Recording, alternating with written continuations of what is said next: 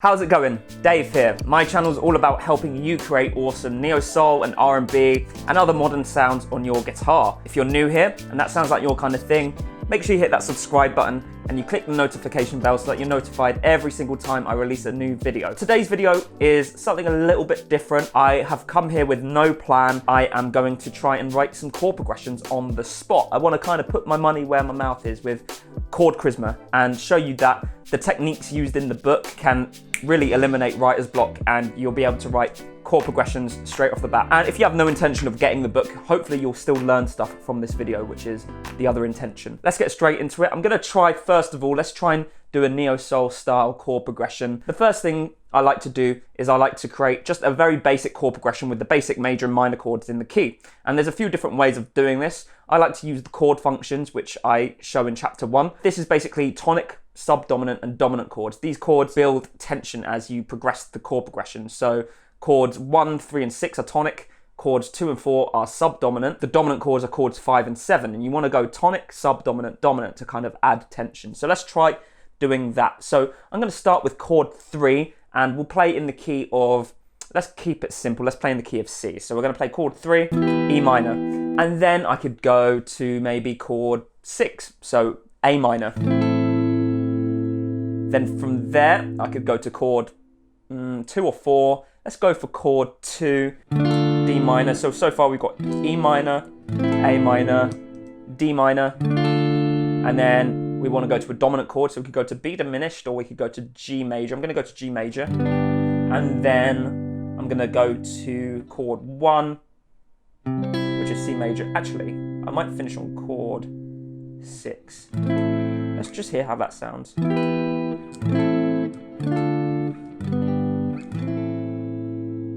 Now I'm going to finish on C. I'm going to finish on the major chord. So we got a 3, 6, 2, 5, 1. Okay, very simple. Now I can just add some cool extensions to these chords. So things like 9ths, 11ths, 13ths, other types of different embellishments you can add to these major and minor chords. I'm going to use a minor 11. Let's try that. And then for chord 6, the A minor, I'm going to use a minor 9. So we're playing A minor 9, D minor 9 we'll go for. Or actually, no, I'll go for a D minor 7, I think. Yeah, we'll just keep it simple with that one. We're going E minor 11, A minor 9, D minor 7, and then we're going to go to G7, but instead of playing a G7, I'm going to choose an altered dominant chord. And then move to our C major, where I'm going to play a C major 9. Okay, so we've got these cool extensions added to the chords now. So we've got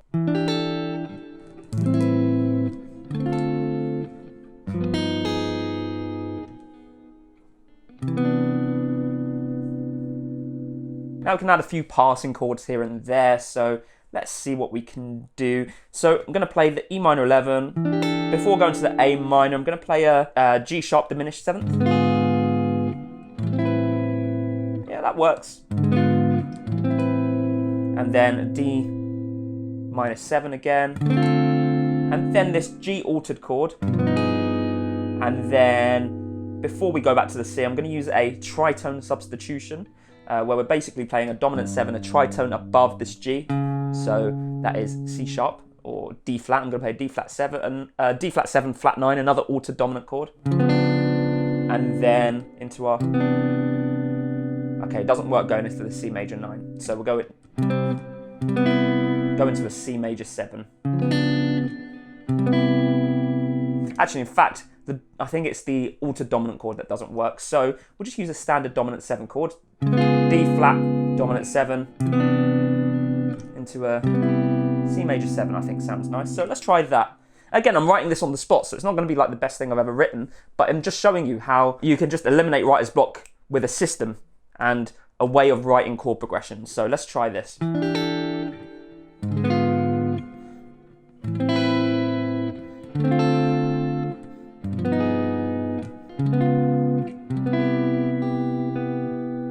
Okay, and now maybe we could add some sort of rhythm to it.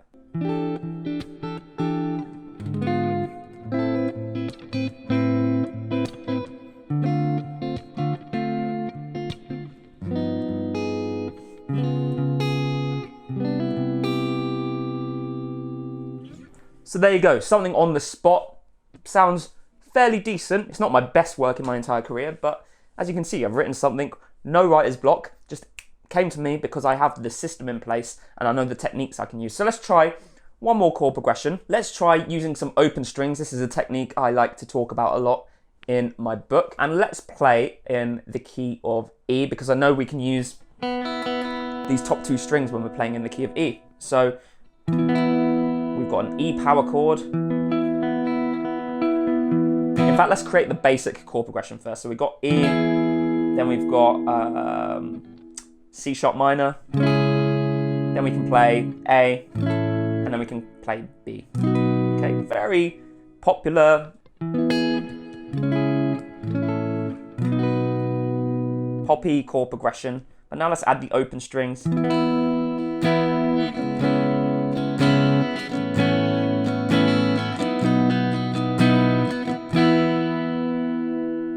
Sounds pretty nice. It's very, very pretty, but we can add some spice to it, I think. So let's try maybe, let's see what we can do here. When we go to the A, we'll turn it into an open chord, and then we'll go minor. It's an example of modal interchange where we're borrowing a chord from the parallel minor key. So we're playing in the key of E major, we're borrowing a chord from the key of E minor, and that would be A minor.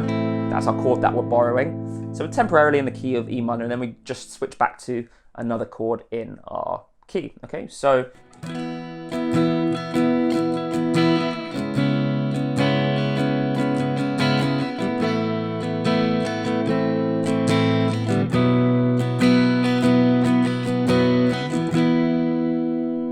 very nice. I'm going to see if we can add something a little bit more in there as well. Before the C sharp minor, let's add a spicy little altered dominant chord. Okay, did that in the last progression, but it's one of my favorite things to do. So let's try that.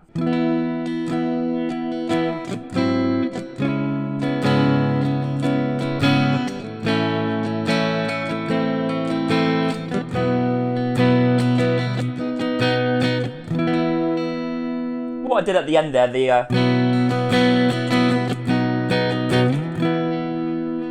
little, it's called a suspension. So where basically I added the fourth onto our chord and resolved it down to the third. Okay, it adds a little bit of tension and just makes things sound a bit nicer. So let's listen to it one more time.